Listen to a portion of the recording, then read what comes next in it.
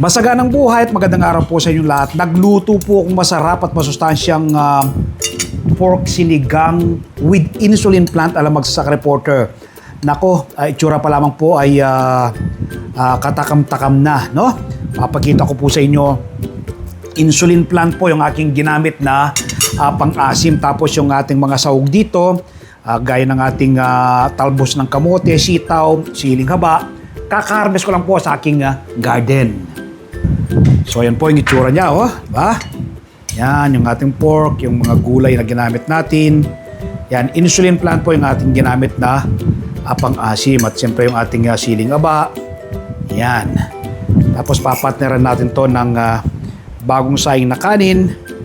At siyempre malamig na tubig. So, ngayon po ay tikman na natin to kung gaano kasarap, no? Tamang-tama rin po yung lambot ng ating karne. Tapos, ating gulay naman, up-cook lang, no? Ating gulay, sabaw pa. Ito.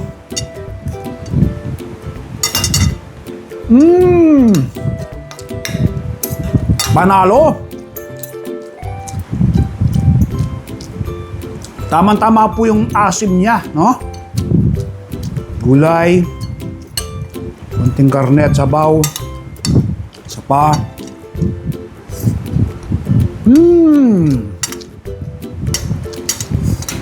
Champion!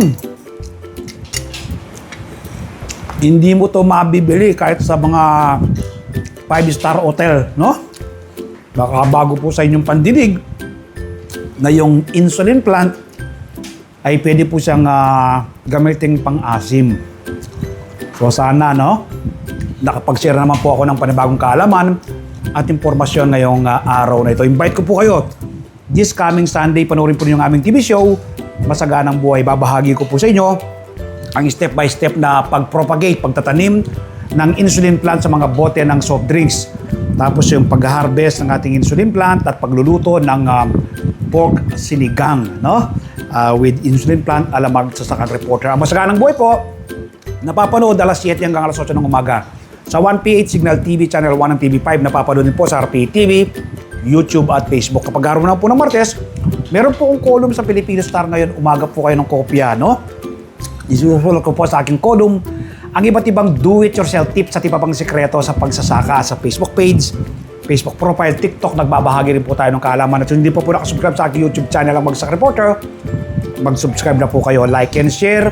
Click the bell button sa kanong ma-inform po kayo kapag may mga bago akong video upload, video tutorial upang ma-share ko po sa inyo ang payran na talento ng ating Panginoon. Kumbinsido po kayo, napakataas po kayo ng presyo ng gulay sa merkado. Pero bakit ka pa bibili kung pwede ka namang magtanim?